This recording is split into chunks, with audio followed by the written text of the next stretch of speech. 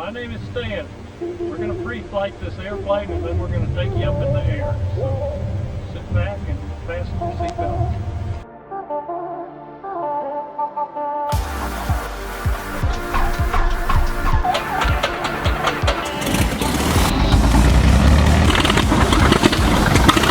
That's about it.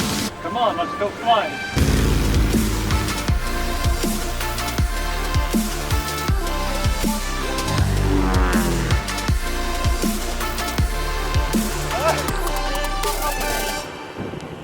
Okay, cut.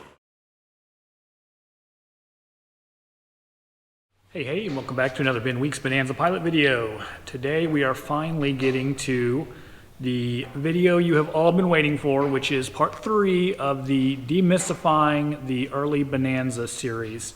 So if you haven't watched part 1 and part 2, and you feel like listening to me talk for an hour and a half, then go give those videos a watch.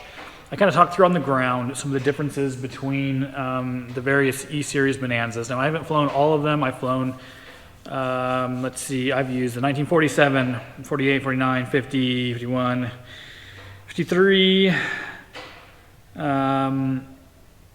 so 6 different models, well technically I think 5 different models because 48 and 49 kind of alternate between the 47 and the straight 35 Bonanza and the A35 Bonanza, but I have most of the earlier range. I haven't flown the E, the F, or the G 35 Bonanza yet. I have flown the straight, the A, B, C, and D. So yeah, 5 different models.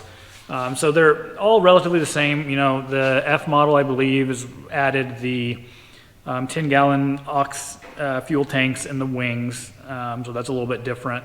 The G35 also had that. There may be some interior differences in ventilation, things like that. But for the most part, as far as how they handle speeds and such, those are all mostly the same. I think they increased the green arc a little bit, starting with the F model. But yeah, so that's my kind of credentials for even talking about these airplanes. Now, I am standing on the shoulders of giants. I've mentioned in the other Demystifying the early Bonanza series videos that people like Lou Gage on Beach Talk, who wrote the Owning and Operating the E-series Bonanza book, that is essentially the E-series Bible for owners. Get his book if you're looking at these, interested in getting into these airplanes. It's very informative. People would argue that the American Bonanza Society also, which it's not even arguable, American Bonanza Society has played a major role in preserving V-tail Bonanzas. But I feel that the E-series Bonanzas, maybe because they're so much older, they're less popular, they get a little bit less airtime from the American Bonanza Society. That's a very cynical critique because I'm not a member of the American Bonanza Society. I won't probably for a while be a member of the American Bonanza Society. Maybe I will eventually. I don't have the money for it right now. And they're like, well, whatever, you know, it's worth it. You get the lifetime membership. Like, no, I'm not doing that. I can barely afford to fly these things as it is. I just bought an airplane with money I don't have. No, I'm not going to get a membership to the American Bonanza Society right now. That being said, I don't hate the American Bonanza Society.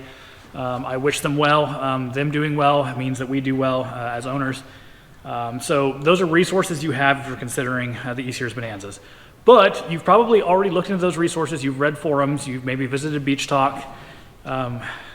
Hopefully you didn't ask a question that had already been answered before and got, you know, berated by everyone there.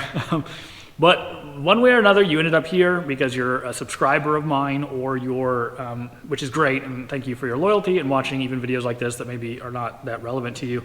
Or hopefully you're looking for a Bonanza and you said, hey, I want to find, you know, some information on these E-series Bonanzas, and, you know, who is this guy on YouTube? So if you're here, welcome to the channel. I'm just some bozo who flies these Bonanza, loves these Bonanzas, works on them. I come from a rich generational history. My dad's uncle flew a 47 V-tail Bonanza. He was a World War II veteran. My dad then got into Bonanzas because of his uncle. And then I got into Bonanzas because of him. And a lot of other people around me have gotten into Bonanzas, including people on YouTube who have gotten into Bonanzas because of me. So here I am. And today we're finally getting into the air. So we're starting on the ground here. This is not going to be a walk around for 30 minutes and talk about every little bell and whistle. If you want the more technical, you've got your airplane, you're trying to familiarize yourself with the panel or whatever, the other two, part 1 and part 2, are going to talk about that a little bit more. Today, I want to get in the airplane, get it running, show you how I start it, do a hot start. I want to fly it. I want to show you the speeds I take off at. Obviously, the POH has your V speeds. I haven't looked at those in a while. V speeds change depending on your loading, so it's helpful as a reference, but it actually, in practicality, you're going to use different numbers depending on how many people you have in the airplane, how much fuel you have, things like that. So that's what this video is going to be. I'm going to get out there and I'm going to fly the airplane. It's about 40 degrees today, so pretty chilly. I did have this hangar warmed up, so the airplane's kind of preheated to a more 50, 55-ish degree temperature. My camera's all ready to go. I just got to pop my batteries in, get them rolling. I don't have my extended batteries on any of them except the wingtip camera, so I'm hoping get about 40 minutes of footage before they start dying on me. So it's not going to be super long in the air. I don't think it's going to take me 40 minutes to do a gear swing, do some stalls, do a few maneuvers, talk some things through. I'm going to try to get some of that out of the way here on the ground because then I'm not wasting my batteries. So I will talk about kind of my takeoff, walk you through the takeoff and stuff like that. I was going to do a bin rant. We're not going to do a bin rant right now. Or should we? This might be a bonus. This might show up at the very end of the video. And so if you watch the whole video, you are going to see the bin rant. That's a new segment we're doing on YouTube. I didn't think I was going to be that, but I'm going all in now. All right, I was trying to be the polite, kind, agreeable YouTuber. It's not happening anymore. All right, I'm all in. I'm invested too much. I was trying to be set aside and just an enjoyer of these bonanzas, but instead I've had to become a contributor with these bonanzas. So you're going to start hearing my opinions. Not that you haven't heard them before.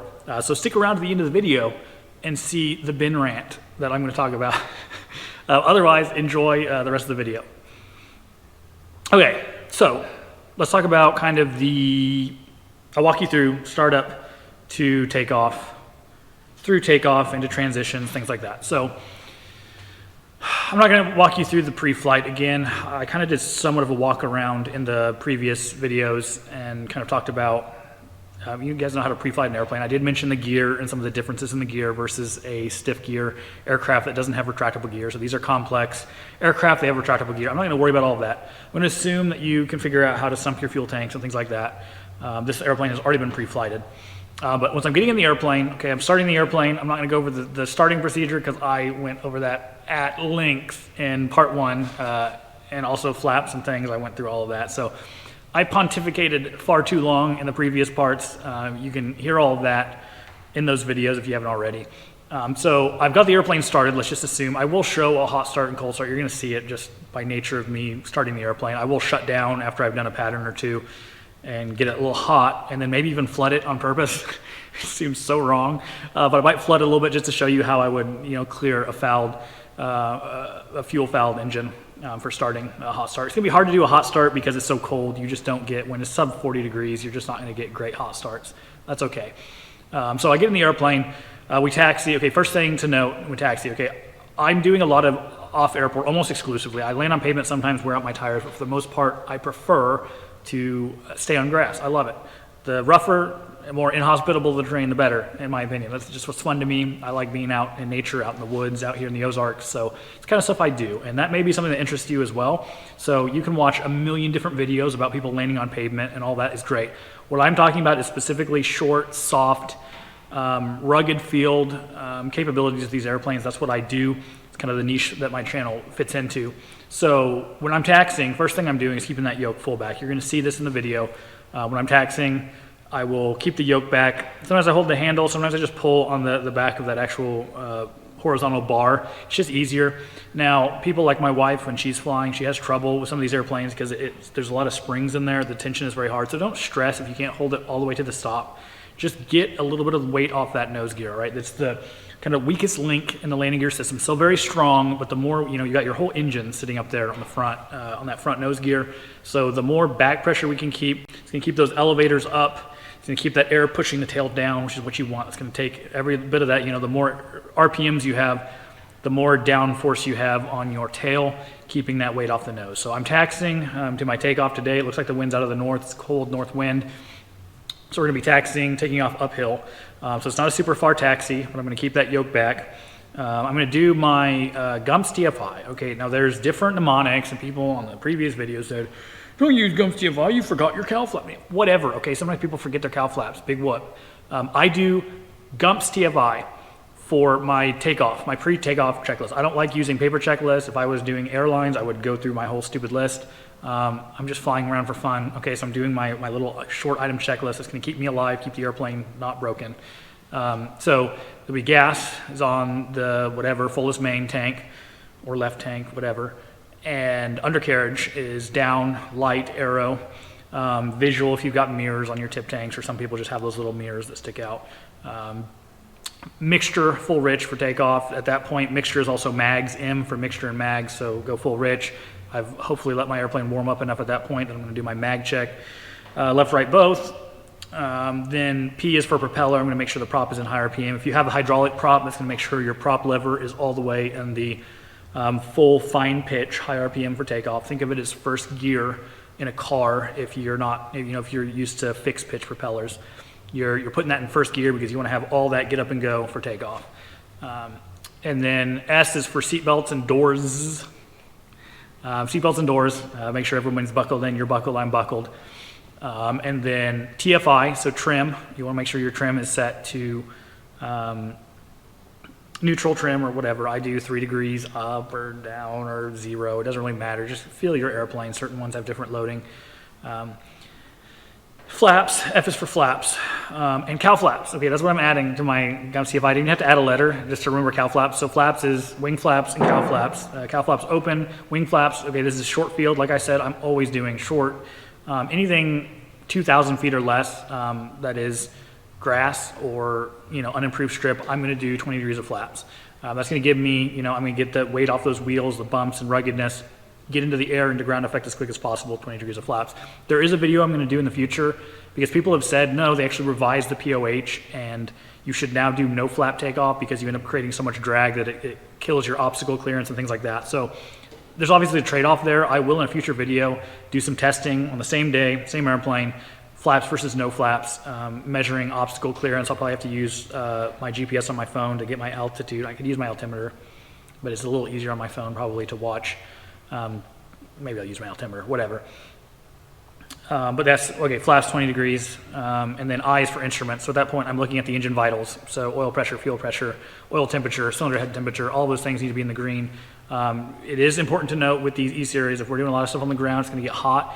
In the summertime, it gets hot. Your oil pressure may be down at 5, 6, 7 PSI when you're at idle, so 1,000 RPMs or less. As long as when you do your run up, you're getting up there into 35 to 45 PSI range. Don't worry about it. That's just how these E-series engines run. They tend to run kind of low on oil pressure. So that's kind of the engine instruments, set your altimeter, whatever. You guys know how to do instruments. I'm not going to belabor that point. But that's my GUMPS TFI. I just went through it. You can rewind the video if you need to go through that again. You can use something else. Okay, I'm not telling you you have to use GUMPS TFI. When I teach people to fly these, I teach them GUMPS TFI. They can bring their own list with them. If they want to bring their own list, they can walk through that whole list. I don't care. I just want you to have something. And for me, it's easier to do GUMPS TFI. That's what I've learned. It's what my habits have formed at that point. So do what you want. Try to start a battle over checklist or no checklist. I like verbal. Some people like, itemized. You can forget things with the verbal checklist. You can skip over items on the written checklist because they have way too much junk on some of those. 3 pages of checklists is ridiculous. These are not, 747s or, F-22s. These are old Bonanzas. So anyway, that's enough of my rant about checklists. So I've gone through my checklist, now I'm ready to take off. So, I have that full back pressure, right? I'm transitioning from the horizontal bar to the handle at this point. I don't know if I have to go into like the actual mechanical details of like, oh, I'm switching my hands from here to here. I'm going to talk about it anyways because some people, if I'm teaching somebody to fly a Bonanza, I will actually reference these videos and say, hey, go watch those. So what may seem obvious to people who are seasoned pilots may not be so obvious to new pilots. So I'm going to discuss things like switching. I'm still full back pressure. I'm going to switch from my horizontal bar, which is just easier to hold, to my control wheel. Okay, left hand, right hand if you're in left seat. If you're in right seat, you're doing right hand. Left hand for throttle and whatever. So I'm left seat.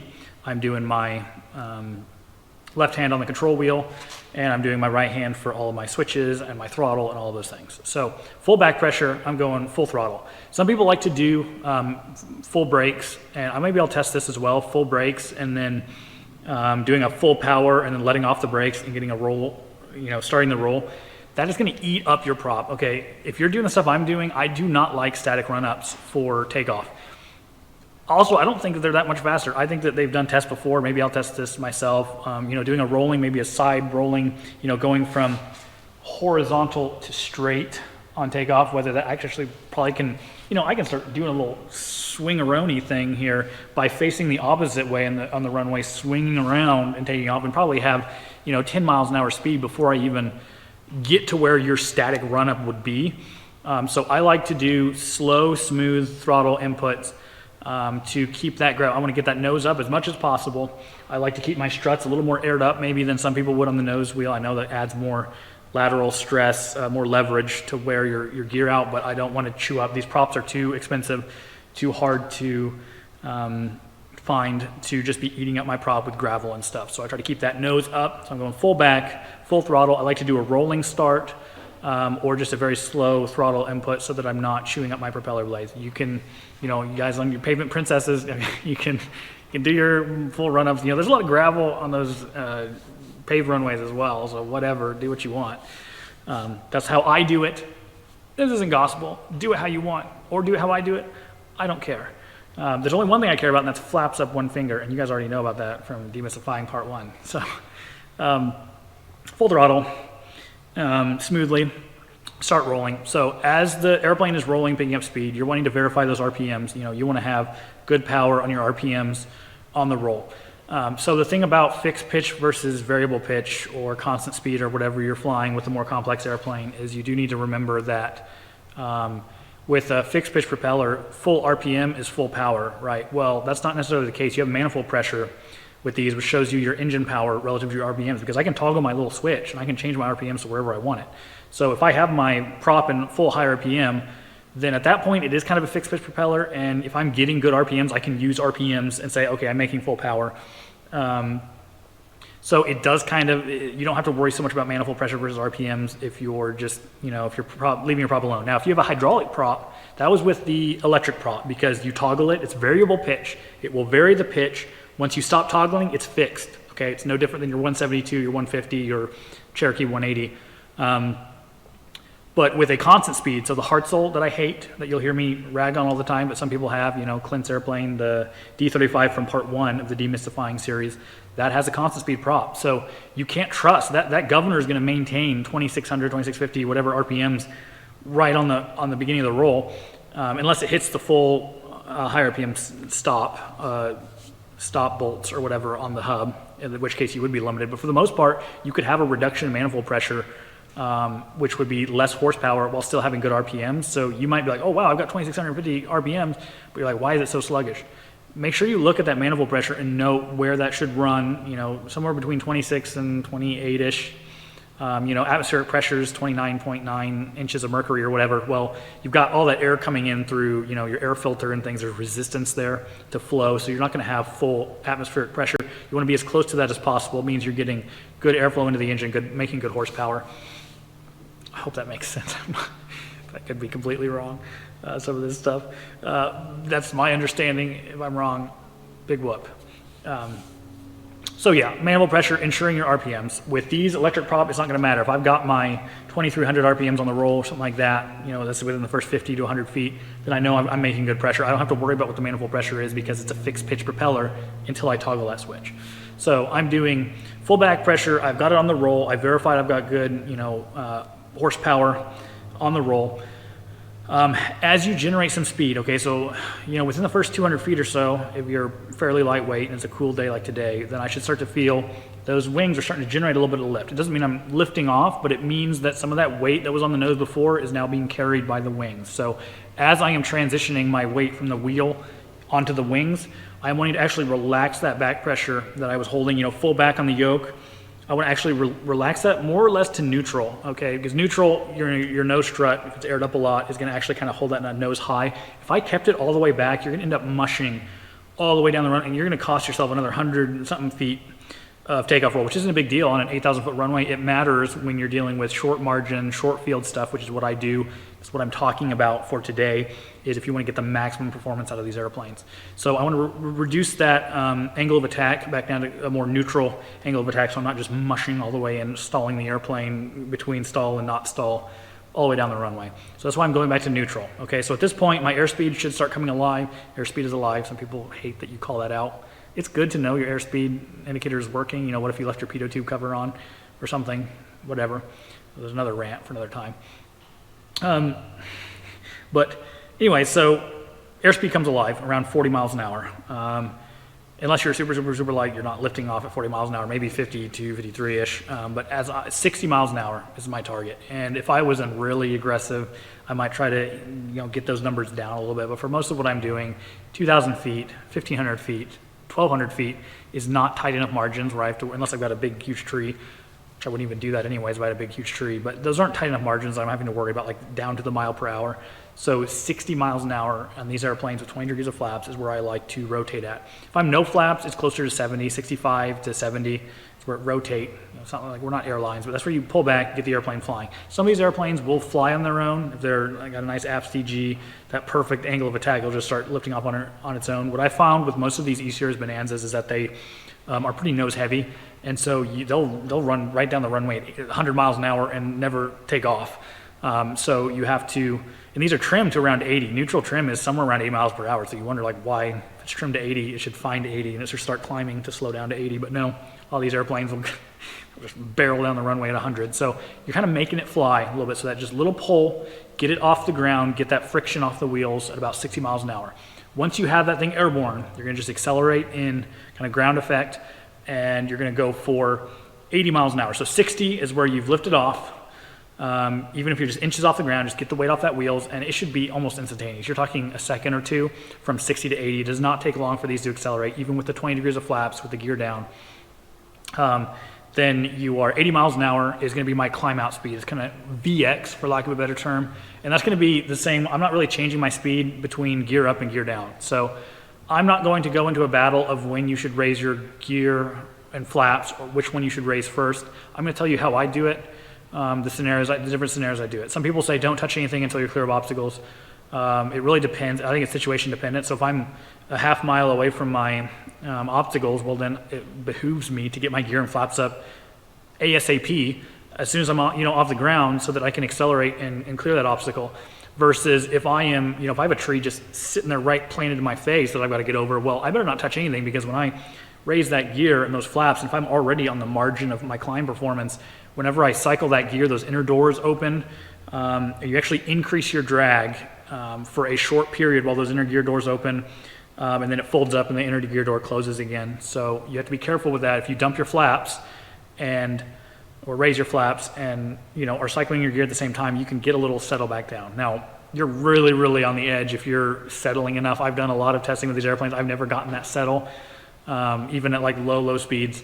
I would not climb out. That'd be climbing out at 60 or something, where you're worrying about settling back on the ground. But that would be a situation where, hey, maybe don't touch anything. Let's just get clear of these obstacles, and then we can raise our gear and flaps. For the most part, I'm getting positive rate, so I know I've got that airspeed. I'm on that 80 miles an hour. 80 miles an hour is just my power band all the way up. So I'm flipping gear, flipping flaps. I like to do gear first and leave that lift that the flaps have, so that it's only the first 3 or 4 seconds of that gear swing where you have that decrease, that increase in drag, decrease in lift, that settle tendency. So I'm leaving those flaps at 20, and then that's going to counteract whatever little drag problem that I've created by cycling the gear. So that's why I do my gear first. Some people do flaps first and then leave gear alone.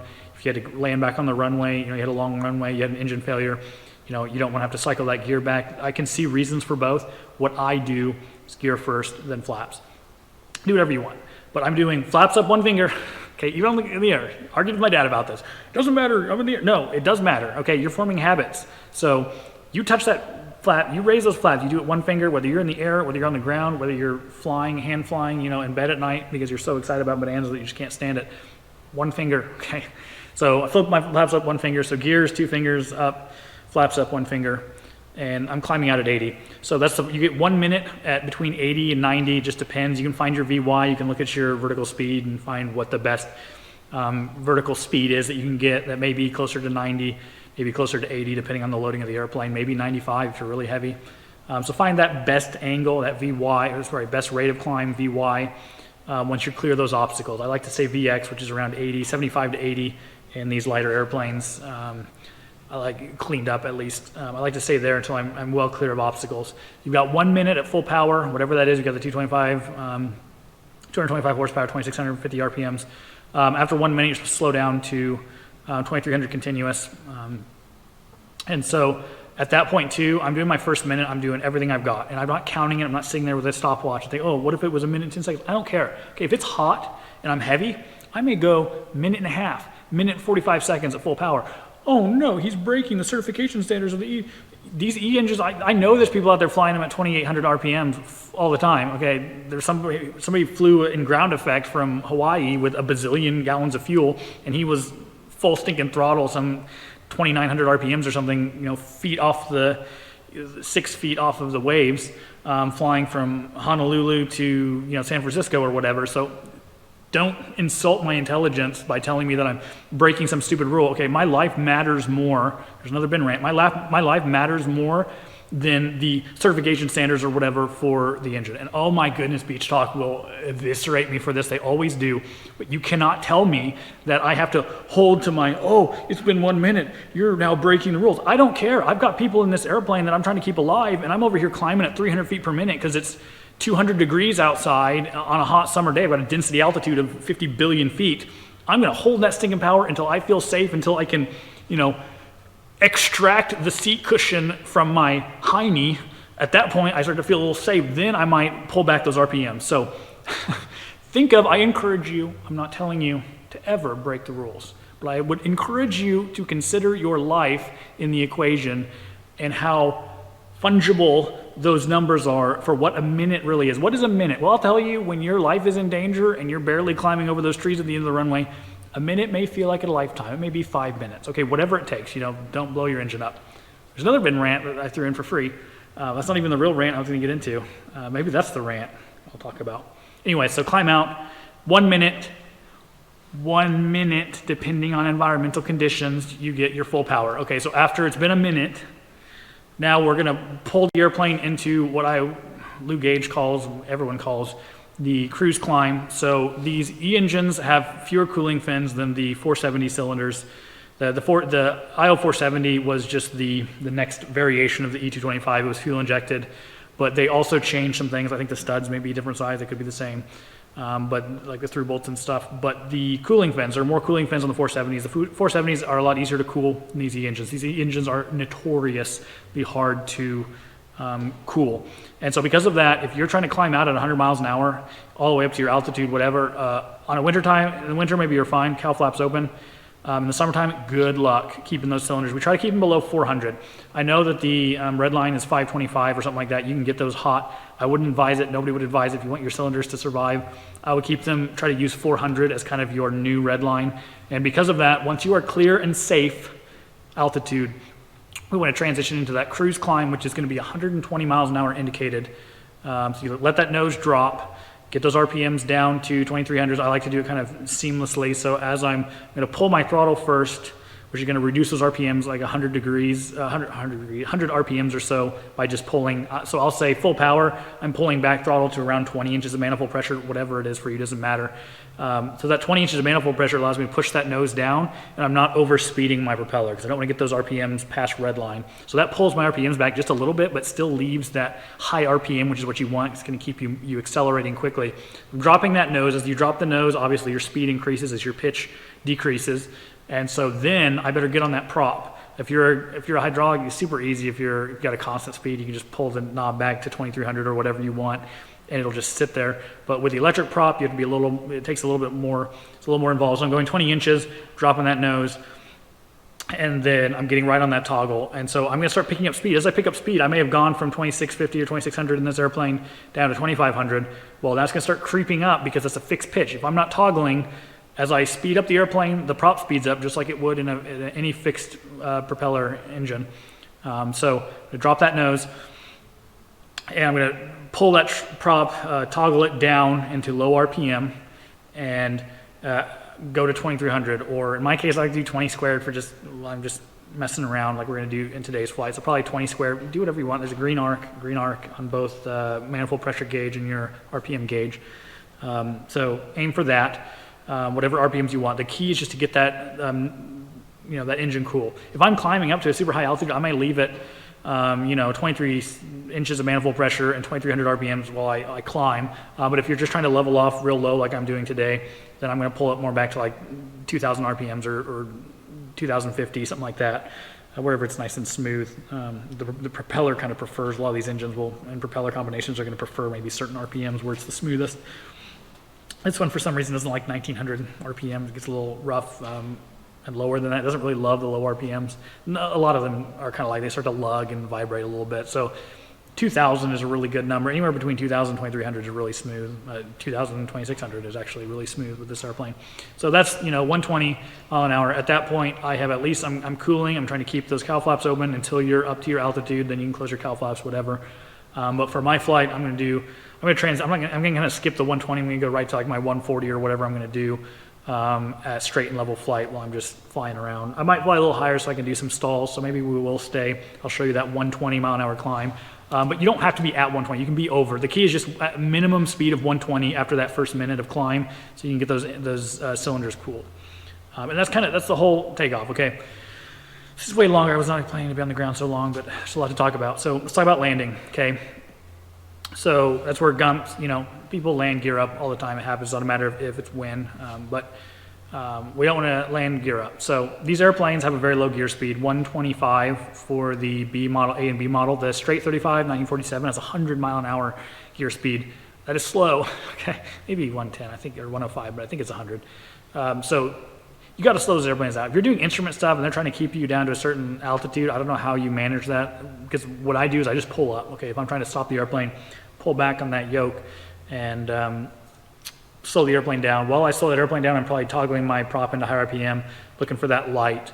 That's going to slow me down. Then once I get to that 120, I like to do slower. Lou Gage talks about in his book how it's really hard in your gear system to do the 125. They're rated at 125 in an emergency 160 or whatever, but it's easier on the gear motor. If you want to just, be nice to your components, then I like to do 110, 115, 110, 100. Plus it's good practice because sometimes I'm in a 1947 Bonanza and I want to be able to use that 100 mile an hour gear extension speed. So we get that thing slowed down, slower than 125, drop that gear. Your prop should already be in high RPM. Who knows? Maybe it wasn't. Maybe you just did it without. You just slowed it down, dropped the gear. I always like to get either prop or gear. Those are the first two things I'm doing. You do have to be careful. If you put your prop in high RPM, you put your flaps down maybe, then you can, that's going to fly like an airplane with the gear down. So I would not advise putting your flaps down. I don't see a reason to put your flaps down before lowering your gear. That's really just a no-no. So you always lower that gear. You should not be doing your flaps until kind of one of the last things before landing, in my opinion. Do what you want. That's just, Ben's telling you that. So I'm going to enter my downwind or whatever. Say I'm not doing my 10-mile final that I normally do. So I'm on my downwind, first GUMPS check. Gas, undercarriage, mixture, prop. Okay, gas is on the fullest main. Undercarriage is down. I need a light arrow. Okay, if I forgot, or if I had my prop and did my flaps for some stupid reason, I'm verifying that light. If you're not seeing that light and that arrow, and you're cheating on your GUMPS check, then you're going to land gear up. Okay, so I've done my downwind GUMPS. Gear is down, light arrow, gear is down. Then I fly, I'm going to do my base turn. Okay, in my base turns where I like to add flaps, maybe you like to add them final. Dad likes to, in the downwind, get the gear down, get the flaps down, get configured to land right off the bat. However you want to do that, that creates a lot of drag. The glide angle at a full dirty Bonanza is shockingly steep, some 45 degrees nose down. So if you want to get your flaps in, good luck with that. I'm just saying if you lose an engine, you better be able to get some stuff cleaned up or you're landing down there. Anyways, so however you want to do that. But for me, base turn is kind of where I put my flaps in, sometimes base to final turn. But that base to final turn is that killer turn, so I'd rather have my flaps in before the death turn. So I'm getting those flaps in on base turn. Base, I should do another GUMP. You should never do less than 3 GUMPs. Okay, I'd rather do 50 GUMPs, but I never do less than 3 GUMPs. Even if I'm on a 10-mile final, I'm doing my 10-mile GUMPs, doing my 5-mile GUMPs, I'm doing my 3-mile GUMPs, and then it's gear down, gear down, gear down. Okay, so never less than 3. If you're doing less than 3, you're playing with fire. So base GUMPs, gas undercarriage, mixture prop, light arrow, do not cheat. Don't just say my gear's down, don't go through the motion, verify that light arrow. And then turning final, at that point, my final GUMPS, gas, undercarriage, mission prop. And then at that point, it's just gear down, gear down, gear down. We're not landing gear up today. I've got a light, light, light. I don't care about any of the rest. I've already checked my gas, my mixture, my prop, all those things. So I'm approaching 80 miles an hour in these airplanes. This one, I'm actually going to have to go a little slower. I'm at about 2,169 pounds, roughly, my weight and balance, so pretty lightweight. So I might actually be coming in. There is about a 10-mile-an-hour wind, so I'll come in a little higher. But if it was calm day like the other day, I was having to come in at about 70-ish miles an hour, you know, short final, because otherwise I was floating forever. So today I'll be around 80 because of that wind, maybe 75. If I get really aggressive, I might go a little slower. Wouldn't want to hit any trees or anything, so I gotta be careful. But anyways, 80 miles an hour, 70 to 80 is gonna be kind of your number. You'll find it with your airplane specifically, whether it's light or heavy, might be 85 miles an hour if you have a heavier airplane like that stinking fat C model over there.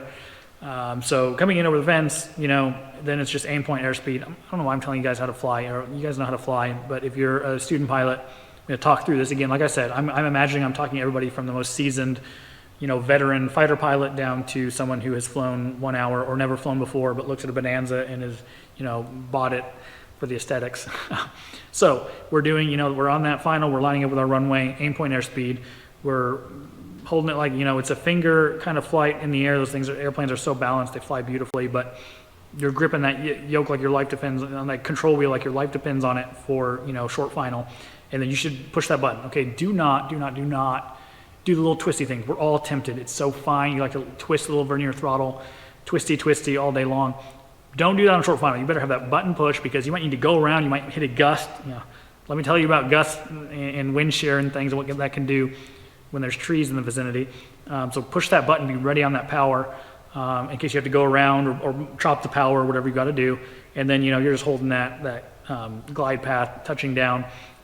Over the fence, you should be 10 miles an hour slower than you were on short final as you're rounding out, getting that flare, and then just hold that full back pressure, get that thing to mush and brake.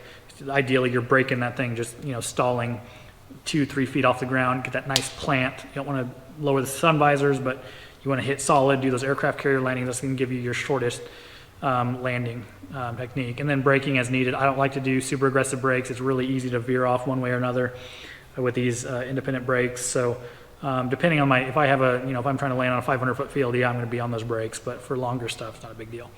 But yeah, that's kind of the whole gamut. The only other thing I'm going to do besides stalls, I'll talk you through those stalls while we're doing them, is I'm going to do an emergency gear extension counterclockwise. I always forget, counterclockwise, 50 turns, takes a while. Make sure you pop the circuit breaker so that it doesn't start spinning, because if there's a dead spot on the motor, you're doing a gear, you have to extend your gear. You may have just got past that dead spot and that thing will start spinning and bust your knuckles. So pull that circuit breaker if you are doing a gear extension.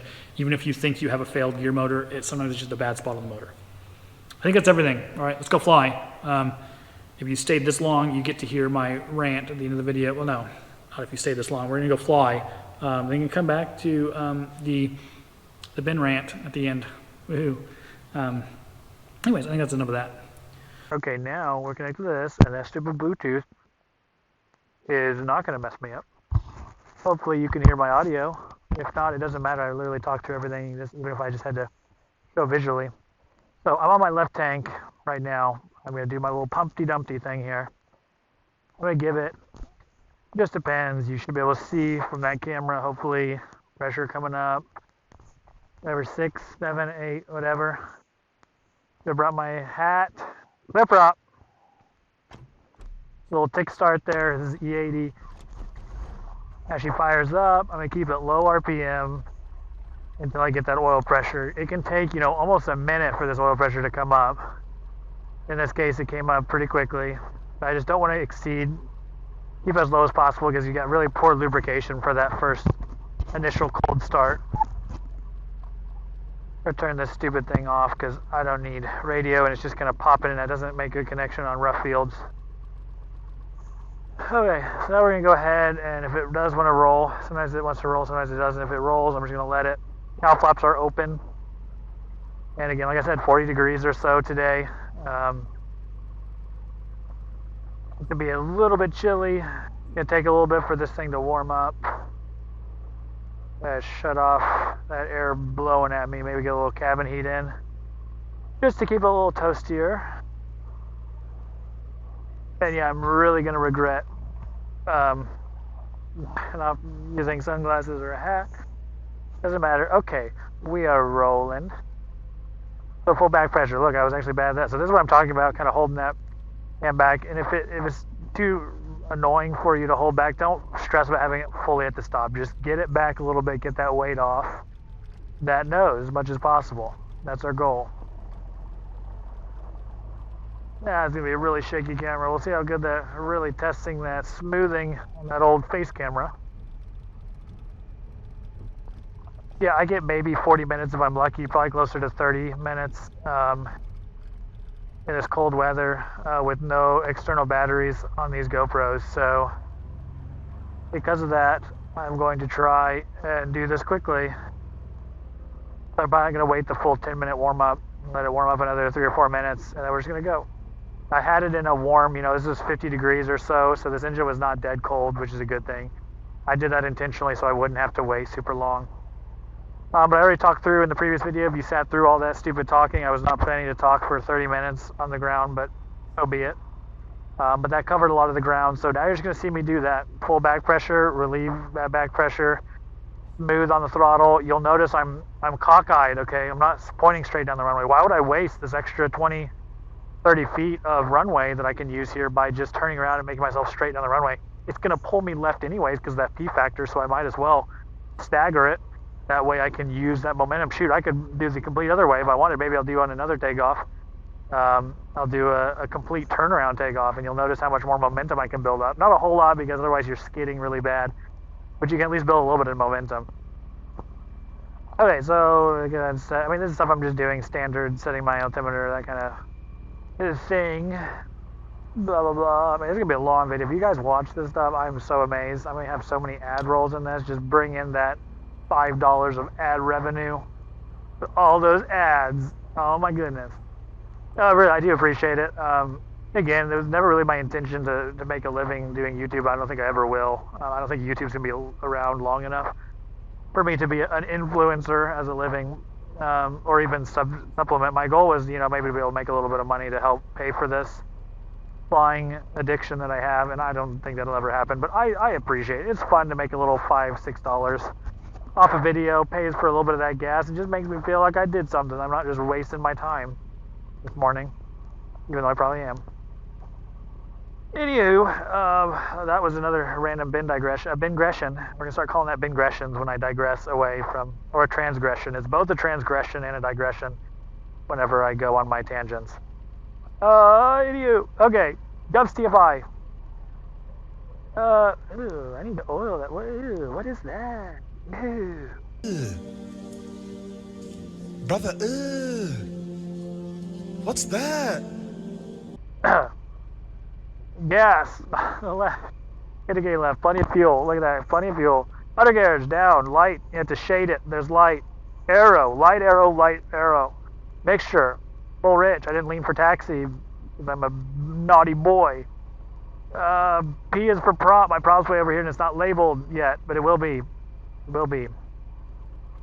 Trim is set. I have 3 degrees. I just like the green on the bottom or the dark on the bottom, light on the top. I can technically go to 0 is the green at the bottom if you want to do neutral trim by like 3 degrees. I think they have it there for a reason, maybe.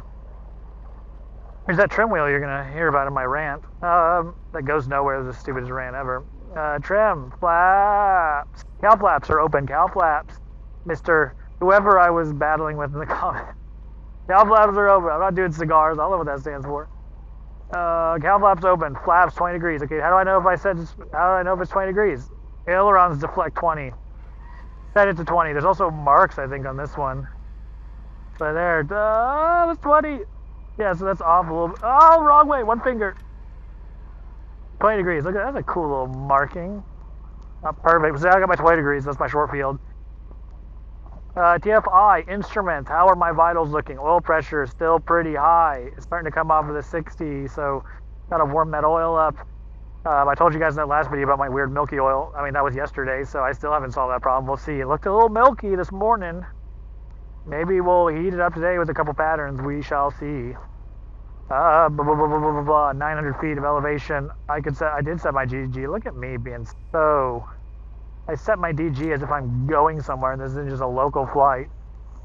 Doors and seatbelts, that was GUMPS, so S, I skipped that. Seatbelts, I'm buckled, you're buckled.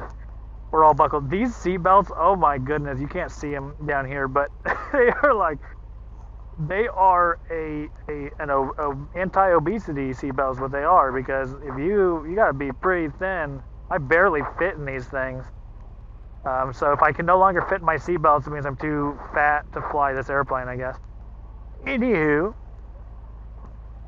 blah, blah, blah, blah, blah. Okay, we're ready to go. Mags, M for mixture and mags. I didn't do my mags. Let's go up to 18 or so. Ba-da, ba-da. Perfect. Good drops. Good drops. Excellent. Okay, so everything's good. Still a little cool. I wish I could let it warm up a little bit. I could have, but it's okay. Just one time. Just once, right? No big deal. We'll run it cold. All right, so again, pull back pressure. Get a little speed. Looking for that 2300 or so on the roll. Then let that nose come down. Relax the nose so I'm not mushing. I don't want to be mushy. Then at 60, I'm making it fly. Maybe a little bit sooner. Maybe 55 because it's a cool morning. Once I get it airborne, I'm letting that kind of settle. Let that nose drop a little bit, pick up some speed. I want to get that 80. Once I'm 80, gear up, flaps up. I'm really no obstruction, so gear and flaps up. And then climb out at 80 for my 1 minute. See that, my 1 minute rant? For 1 minute, and then I'm going to transition into either a cruise climb, which I'll probably do a cruise climb, 120, get up, do some stalls, do a gear extension, and then come back down and land. Maybe do another pattern, whatever. We still got to do a hot start. All right, you guys ready? I'm ready. Let's go. Do it. Boom, look at the RPM. Okay, nice and smooth, nice and smooth. On the roll, there's my 23. I've got it, I'm good. Airspeed's still on live, so I'm monitoring that. Do not take your hand off that throttle for at least the first 500 feet. There's 60. I lifted off at 60. She's going. Probably about a 600-foot takeoff roll, and that was without me even really trying. Flaps up, one finger. Okay, back to that throttle. So I'm 500 feet.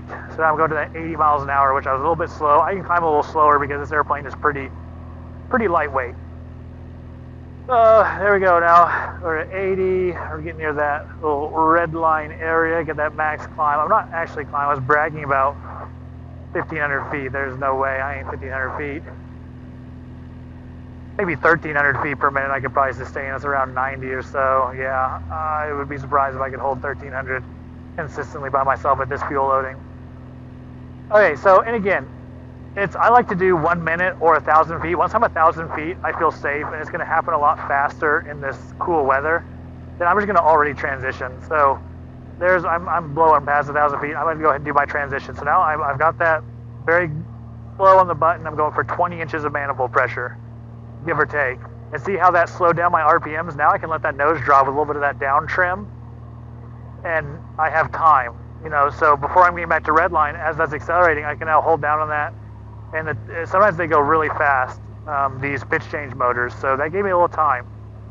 So I'm letting that thing reset to kind of that 120, and because I want to climb a little bit, I'm going to actually go back up on my RPM. I'm going to do 22 squared, something like that, and I'm going to climb up at 120, 125, 130-ish miles per hour, 500 feet per minute climb, something like that. Is perfectly respectable for a little low-powered airplane like this. Again, CHT, you're seeing it right there around 400. I don't want it, oil temperature has started to come up. I want to keep that around 400. Problem is, if I keep it around 400 or below, then I'm keeping my oil temperature cooler, and it seems to be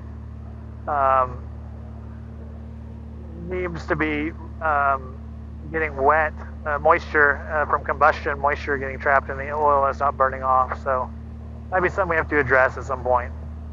We're going to climb up to about 3,500 feet. And then we're going to do, sorry, I'm snotty. A little bit snotty there. I'm going to climb up to 3,500 feet. We're going to look away from the sun, and we're going to do some stalls, and then an emergency gear extension, and then we'll go land. So here's that 120. Again, there's nothing to it. These airplanes are very simple. It's really just the prop toggling thing and kind of talking. Again, you can fly things differently if you want to do that. That's no skin off my nose. Fly them the way you want. I was going to show you, we fly a lot of Bonanzas. We've seemed to have been able to take care of them so far. So do it like I do it, and you'll be fine. You might even be excellent. Do it like other people do it, and you'll be subpar. I'm just kidding. You'll probably be better, but, I am biased for some reason, biased to my own methods. Who would have thought? That seems a lot more balanced today. My wheel is slightly out of adjustment. I don't know. It bothers me. But it is what it is. It's fine. Okay, are we at 3,500 yet? We're almost there. Okay, so I'm not going to do clean stalls. There's no reason. Look, here's my slowdown. Here's what I'm talking about. Watch how my speed degrades here. Boom. Gear down. Boom. Prop coming up. Even before it lugs. Throttle down. And high RPM. I go ahead and drop my flaps. Takes 2 fingers. I'm below my 105.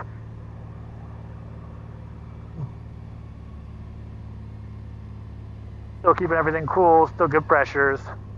Okay, so stalls. Why do we stall, right? Because if you're wanting to do for one, you should always stall your airplane to get a feel for where it brakes, because technically your landing should be something resembling a stall. You can fly them onto the runway. It's gonna cost you a lot of extra runway. So if you want to be cool and short field like me, you're gonna have to stall. You have to do stall landings. So here we go. You can watch essentially airspeed and watch the ball. So it takes a little right rudder. I mean, there's that P factor. Okay, so whatever. We're coming into land. I'm slowing this airplane down. I mean, look at this. This is 70 miles an hour, and she's still nowhere near the brake.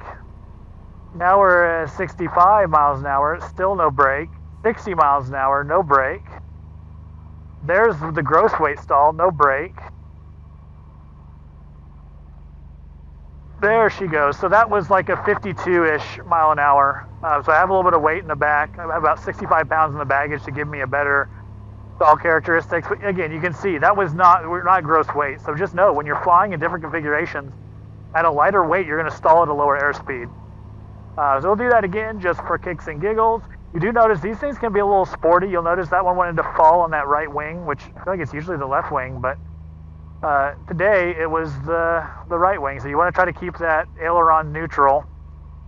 And that was a beautiful break. I mean, look at that. And, oh no, I'm supposed to, I'm losing more than 100. Who cares? For your check ride, you have to like recover within, it's so stupid.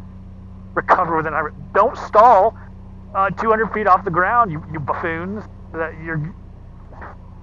Whatever, base to final turn. You know, why am I even doing a straight and level turn? What I should be is cranked over like this and install it like that way and put myself into a stinking spin, because that's how people are killing themselves in these airplanes. Anywho, okay, so we're on our downwind. We're going to call this a downwind. There's my, okay, we're on a really high downwind. Okay, so GUMPS, gas is on the left. We're indicating left. I got an arrow pointed left. I've got my fuel gauge on the left. I'm seeing left, plenty of fuel on the left. Undercarriage is down, light, light and arrow. Make sure full rich, prop is in high RPM. I got my little light. Okay, there's my downwind GUMPS. Oh my goodness, we're so high. So we're coming in nice and idly. We're cold shocking our engine. Oh no, we're cold. We're like a parachutist airplane that go 4,000 hours on their engines that apparently shock cooling. Anyways, we're shock cooling our engine here at low RPM. Oh, it's bumpy. Oh my goodness, it's so bumpy. Oh, it's a shudder. Oh, we're losing control. No, we're not. We're in control. Okay, so now base turn. Gas on the left, pointing left, indicating left, showing left. Undercarriage, light, arrow, mixture, full rich, prop is in high RPM. Here's my 2 GUMPS checks. Okay, now is where I added flaps in already. Again, normally this is where I would add in flaps, but I did them already because we were doing stalls. Oh, I didn't do my gear extension. Whatever. Counterclockwise. I'm not going to do a gear extension. I probably should. Shoot, I'll do it on the next one. After this takeoff, we'll do a gear extension. I need to do it. I need to show you guys. Okay, so now we're doing our base to final. Okay, people die because they're like, slow the airplane down and turn. No, don't do this. Point that nose at the earth and show me a stall while I'm pointing at the earth. Show me one. Okay, boom. I just survived my base to final turn. Gear is down, light, arrow, undercarriage, make sure, prop. Okay, that's a little pet peeve of mine, is people dying on base to final turns because they're trying to pull the stupid nose up and they're getting cross-controlled and all this. Point at that earth. There's nothing scary about the earth. Point down there. You can't, if you die, you're going to be dying that way. So you just aim towards your death and then you won't die. Okay, so anyways, 80, I'm slowing down to, that's a totally, what am I even doing? Here's Mr. Brainiac over here is flying a downwind I could have just landed downwind. Who cares? It's like a whatever. Like a 10-mile-an-hour wind. I could do that all day long on a 2,000-foot runway. But let's do, this is proof. Okay, we just did a go-around, right? I'm already trimmed to 80, so I don't have to worry about that stall on that go-around. So this thing is full flaps, 30 degrees. It will climb, especially on a cold morning like today. It will climb all day long against 30 degrees of flaps. So now we're downwind, gas, indicating left, showing left, undercarriage is down, light, arrow, mixture, full rich, prop, high RPM. That was my downwind gums. Talking like, oh, do this. Listen to Ben, who can't fly to the correct runway. Okay, base turn. Oh, keep it sharp. Keep it sharp. Okay, base. Flaps will be coming in at this point. We're going to do a short deal here. Gas. Indicating left. Showing left. Undercarriage down. Light. Arrow. Mixture. Prop. High RPM. Okay, look at that. So, and then it'll be flaps here. Okay, so base to final. Again, I'm going to pontificate about this base to final. I'm trimming to 80. I didn't talk about trimming to 80. I don't like to trim below 80. If I have to do a go around, you always worry about having to push that nose down because you trim up so much in your landing. If you just, your climb out is at 80, so just don't trim below 80 and then pull. It's not heavy, so just pull back. If you need to flare and stuff, just pull against the trim. That way, if you do have to do a go around like I just did, you're not getting that crazy nose high. It takes very little forward pressure and it makes the go rounds much safer. Gears down, light arrow, light arrow, light arrow, not landing gear up today. Now I've got that nice, I was wondering why I was coming up on my runway so fast. So I've got that beautiful 10-mile-an-hour headwind. I'm slowing that airplane down about 75-ish. My approach speed. I could slip it. I don't need to. Oh, now I'm slowing down a little more to 70. Still got that wind straight down the runway. Full idle. Runway is assured. Brick one. And, oh, I still misjudged it. Still a little bit of float. So, okay, there. That was 300 feet. Probably 400 feet. There we go. There's an uphill with a headwind, 400-foot landing, and I wasn't even trying. Middle of this taxiway here is 300 feet. So on the next one, I'll show you my 300-foot landing. We're going to go hardcore. So one finger, flaps up one finger. Getting to that 20 degrees of flaps. Okay, we're going to do our emergency gear extension, so I'll climb out again. Then we'll come back in and do a landing, and I'll give you a super cool, super short landing. It's going to make you guys so impressed. You'll be like, oh my goodness, Ben is so good at this. Okay. GUMPS TFI, gas on the left, indicating left, undercarriage is down, light arrow, mixture, full rich, prop is in high RPM. Seatbelts, doors, and seatbelts. I'm buckled, you're buckled. Trim, set to neutral. Flaps are 20, I already set them to 20. Instruments are all still in the green, looking groovy. All right, let's do it again. See what kind of speedy performance I can get here on takeoff. So there's 300, so I'm letting that nose relax. There's 300, the 400. Oh, look at that, baby, 400 feet. Hey, gear up, flaps up, one finger, back to my prop. Do not get off that throttle.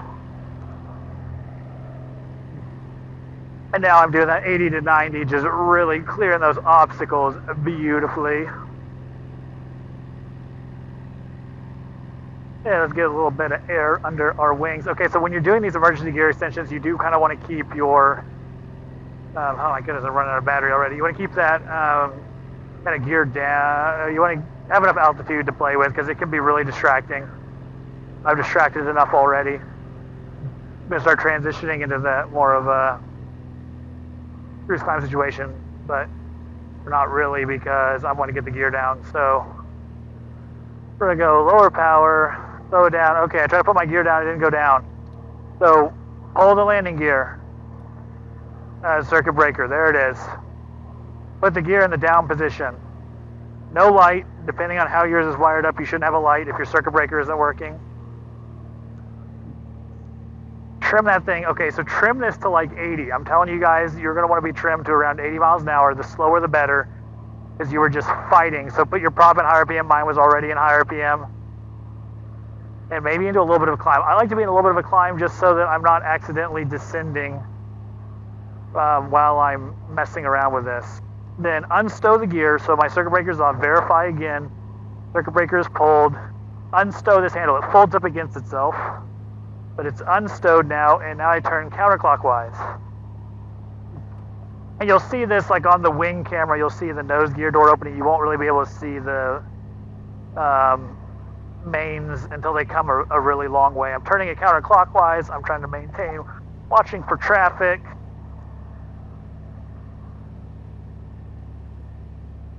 Turny. I'm watching my arrow go from the up to the down. It gets real easy. Gravity's kind of helping you, and if you're nice and slow, that's why I like to be 80 or so. You can even add in some flaps if you're worried about it. I'm going to do it no flaps. I'm just going to stay at 80.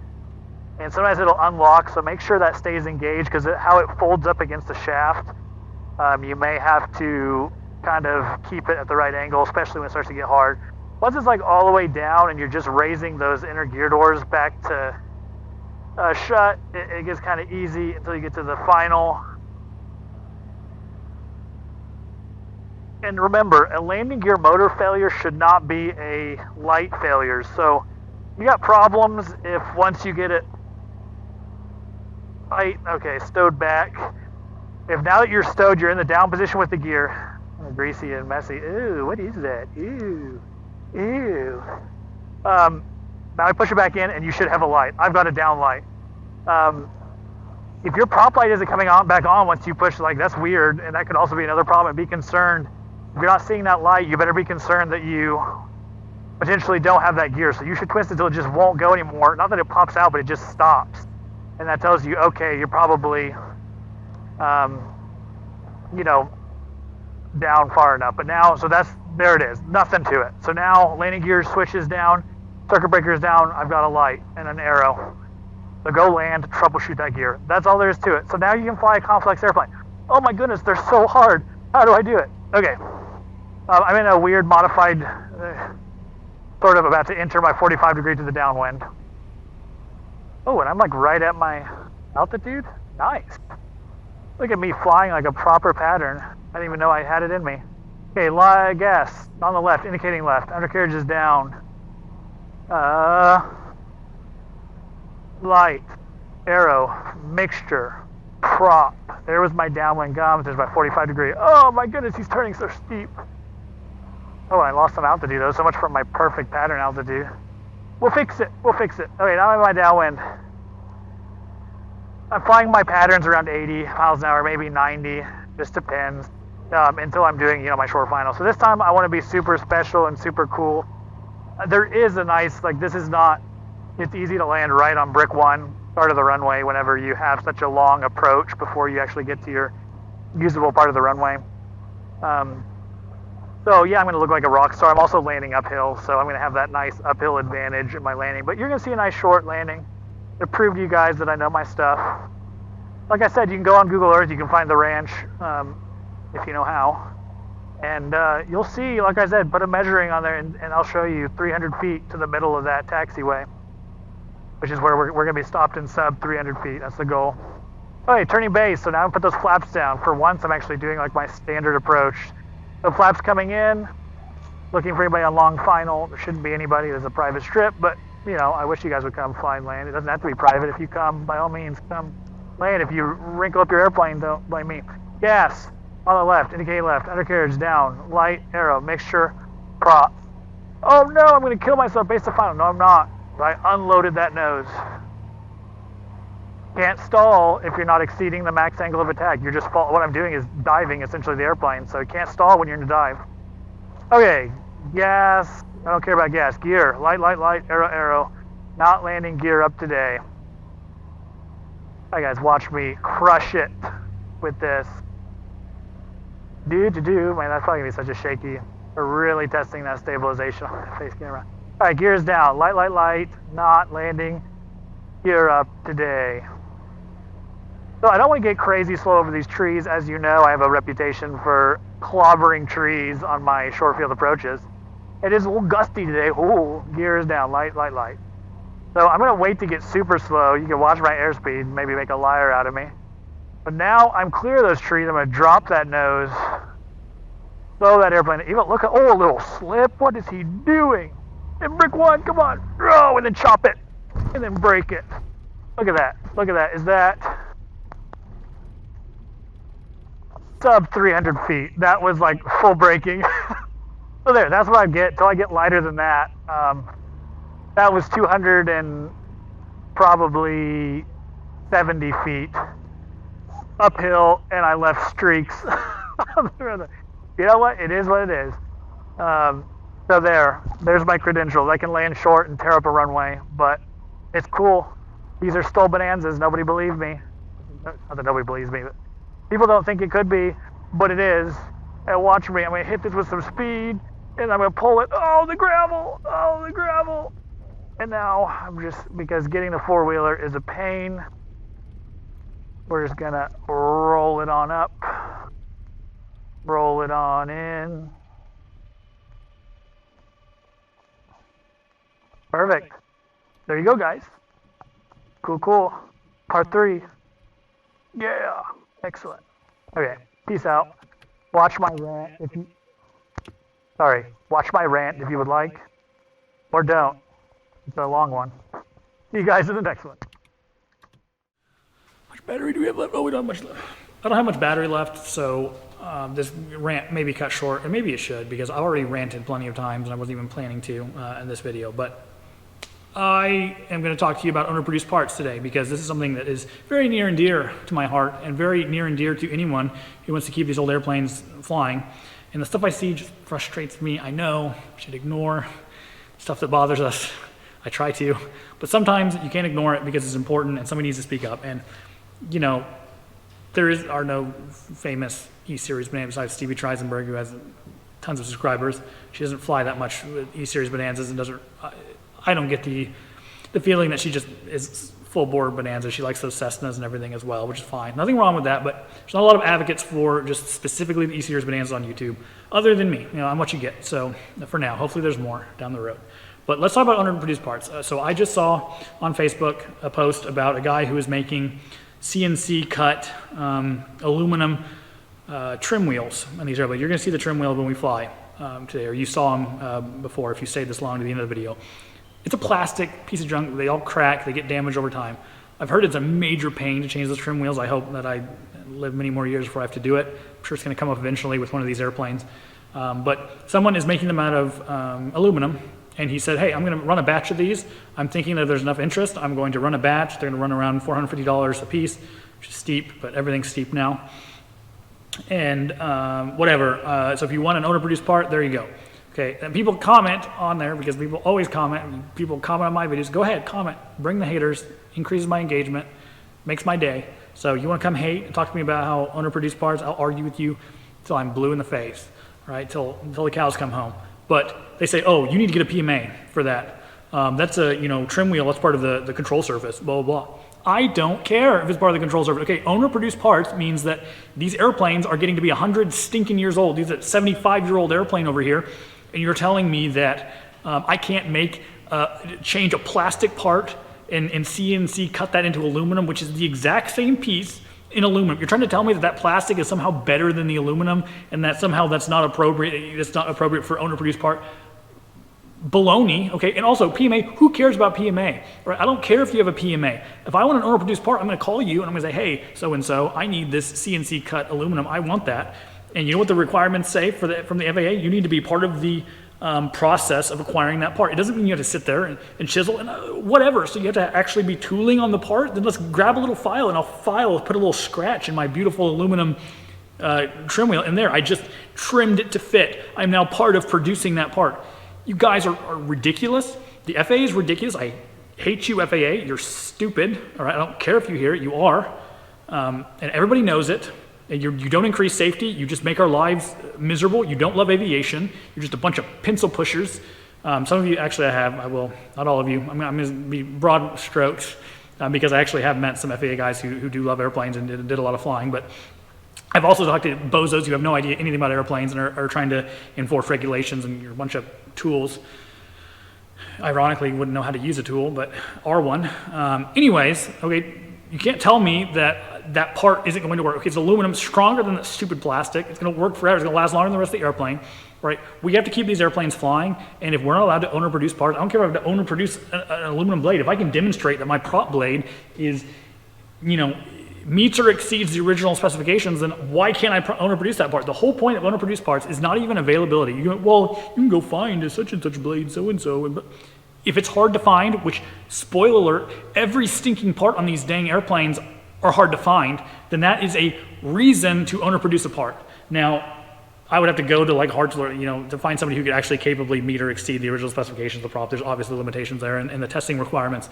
You may have to get with a DER or whatever, and good luck to you if you have to deal with the FAA. But the point being that if I can demonstrate that my part meets or exceeds the original, whatever that means, and there's no criteria. There is absolutely no, they act like, I've argued with people on YouTube, I've argued with people everywhere about, what is the actual design, what design specifications you actually have to demonstrate. It depends on the part. Obviously, it depends on the part. But a stupid aluminum trim wheel, don't tell me you have to go, do fatigue testing or what. It's aluminum. We know what the parameters are of aluminum. You can take the piece of plastic and you can take a piece of aluminum and say, that is going to hold up better than that. Okay, you people, you get so nitpicky over these stupid details. You guys get so concerned over the liability. Oh, I'm going to hit a school bus full of kids. Oh my God, we're all part of the problem, okay? Start using some stinking common sense. Stop writing your congressman every time you're worried about, can I use this aluminum part and a plastic part? Just use the stupid part. Find a like-minded common sense IA or A&P who will sign off on the alteration. Say, hey, produce, meets or exceeds the original, blah, blah, logbook entry, And oh no, you crashed. They found the crash site that used an aluminum trim wheel, and that was probably your 90-year-old trim cable is what broke, not the brand new aluminum CNC cut trim wheel. Anyways, that applies to so many gaskets. Gaskets. Okay, we should be able to make these airplanes, parts for these airplanes that keep them flying. We should be able to take parts that are subpar, like paper garbage gaskets, and make them out of fiber reinforced silicone that is high heat, high temperature, lasts forever. I can take that off and put it on a new engine. You should be able to do all those things because it's common sense. Why can't we make things better? Why does everybody else get to make everything better? The cars, the hot rodders, all these people get to use all this cool stuff. Expensive, just like aviation. But we here in aviation, the grand, ancient, prehistoric fossils that we are, we have to stick with old technology from 1940 because we're not allowed to do anything new. This is stupid. Okay, we have to fix this, and the FAA, I shouldn't have said I hated you because I need you guys. I need the FAA to give us a vintage category, please. We cannot keep these certified, okay? The parts are getting to be too scarce. I love these airplanes. The airframe is gonna last forever. We have to be able to find these little nitpicky parts. We need a vintage category that loosens the restrictions. Also, there's not enough mechanics. Everyone knows this. We have people flying airplanes from all over the country to us, try to keep them going because nobody near them knows how to work on them. They're scared of them, whatever. There's just not enough mechanics in general. So you've got to allow the owners, people like me, people like my dad, people like my brother, who love these airplanes, are passionate about them and know about them and know how to take care of them, who can read a manual, who can read it at 6th grade reading comprehension, who can sit in the manual and say, oh, this is how this needs to be changed. You need to allow us, give us the freedom, free these hands to turn a wrench on these airplanes, please. Okay. Because otherwise, they're going to go the way of the dodo bird. And I know that's what the FAA wants, because the FAA does not love aviation. It loves maybe Boeing. It doesn't love anybody else. Okay, nobody's going to advocate for these if it's not us. So, stop writing your congressperson or your DER about such and such stupid part. Start writing everyone about, we love these airplanes. Show them my video. Show them as I beg and plead to fix this thing. All right, this is the last frontier of the Wild West in the United States is our ability to fly these amazing old pieces of history. I want to continue to do that. I want my grandchildren to be able to do that, and that's not going to happen if we don't change the certification standards. And this is happening across the fleet. This extrapolates out to Cessnas, Pipers, everything. The fleet is getting old. There are not enough new airplanes. There's still tons of interest. People love to fly. I'm hoping that these videos are helpful and are also responsible for getting people into aviation maybe. I doubt it, but in some cases maybe. We need to share that love. And I almost hesitate to try to get new people into it when I'm afraid that they're going to get an airplane that they can't even take care of or maintain or keep flying. So my whole goal, the reason we brought so many of these stinking airplanes back from the brink back to flying status, and then our hands are tied. I'm actually just, every airplane I bring back into flying status is a bunch of spare parts I could have used on other airplanes. So we're coming to these limitations that we have to find a solution for them. And those solutions exist. People can manufacture parts. There's companies that can do it.